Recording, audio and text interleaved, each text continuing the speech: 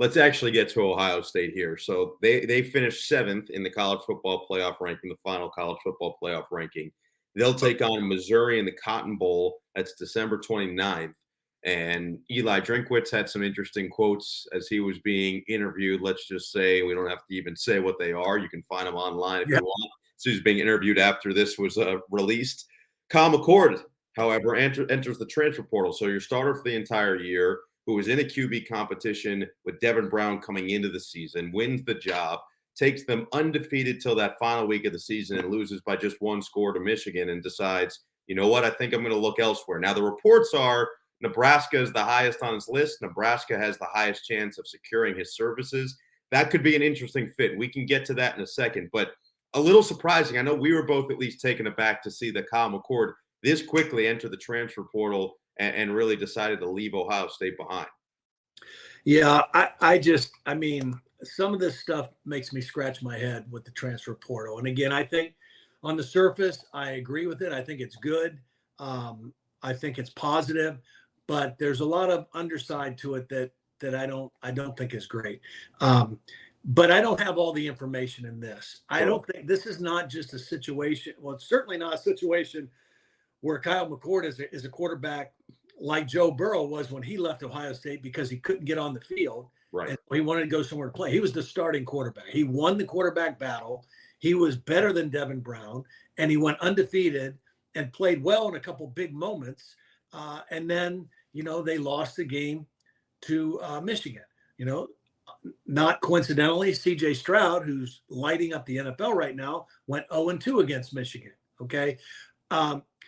We don't know all the information. I do know this. I think the Ohio State fan base is as unrealistic and kind of out there as any fan base in college football. And I think the kid has felt a ton of pressure. I think Ryan Day has felt a ton of pressure. So the other reports I was hearing is that the kid and his family, Kyle and his family, wanted an assurance from Ryan Day that he was going to be the guy next year going back. And Ryan Day said, well, we're going to have an open competition, whether that means going into the portal and getting someone or what. We're going to open up the quarterback job. And so I just think there's so much pressure on that situation, so much pressure on Ryan Day, so much pressure on Kyle McCord. And I think the kid probably just said, you know what, I don't want to deal with this. I mean, he probably felt like he can't win in that situation. It is impossible, right? Because think about the guys he had to follow.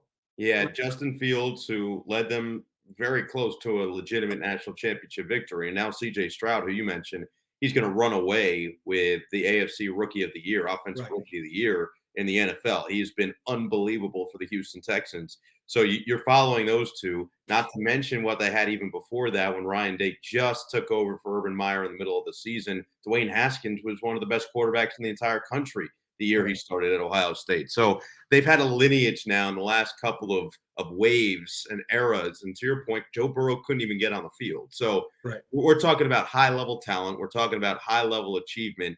And Kyle McCord had a honestly very productive season for Ohio State. But at the end of the day, and Joshua Perry, who obviously had a fantastic career there, led them in tackles the year they won the national championship, 2014.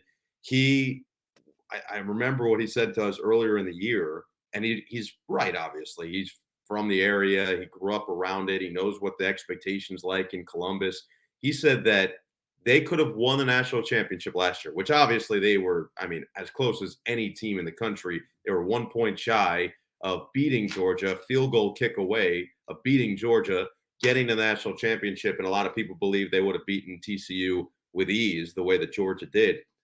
They could have won the national championship, said Joshua, and people still would have looked at the season as somewhat of a failure because they lost to Michigan.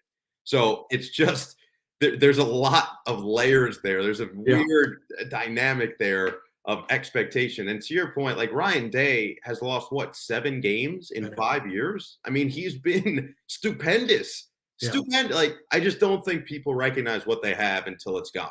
And I'd be curious to see what happens as that situation continues to transpire. But I will be fascinated at who is starting at Ohio State next season. And obviously McCord won't be starting in the Cotton Bowl. In all likelihood would be Devin Brown, you would think. But we'll see. We'll see what it all looks like. Missouri, by the way, we haven't even touched on them yet. I know we've given them praise throughout the year, but to finish 10-2 and a top 10 team in the country, really, really impressive job by Eli Drinkwitz. Yeah, and I think a big part of this game is Missouri will look at this as a huge reward. This game, okay, and a chance to take one more step, build their team more, build everything, and try to make a statement against a perennial power in Ohio State.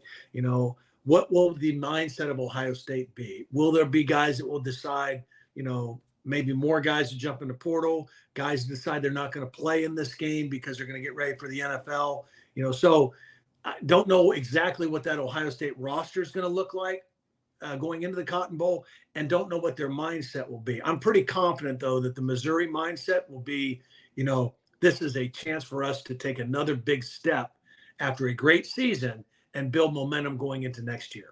Yeah, couldn't agree more. Julian Fleming, by the way, another Ohio State transfer portal name, which was another surprise for a guy who's been there a couple of years, who has made a name for himself. I mean, he was coming out of high school as highly ranked a wide receiver recruit as there was in the country, but he came up in some big moments this year. Let's think back to that Notre Dame game. Yeah, fourth down. Yeah, and by the way, McCord put it in the right spot, but Fleming had to get the extra 2 yards to keep the drive alive that eventually won the game. And then obviously Ibuka makes the big catches. That's the other part about the Ohio State situation. Look, they have unbelievable wide receiver depth. You know, Carnell Tate was a freshman, played some big moments this year and made some big plays. He'll ascend to kind of that top spot potentially. He'll bring in some more freshmen. They have depth in that position, but you're losing Marvin Harrison Jr., you're probably losing Ibuka, and then you're losing now Julian Fleming. Those are three big time, and Cade Stover, by the way.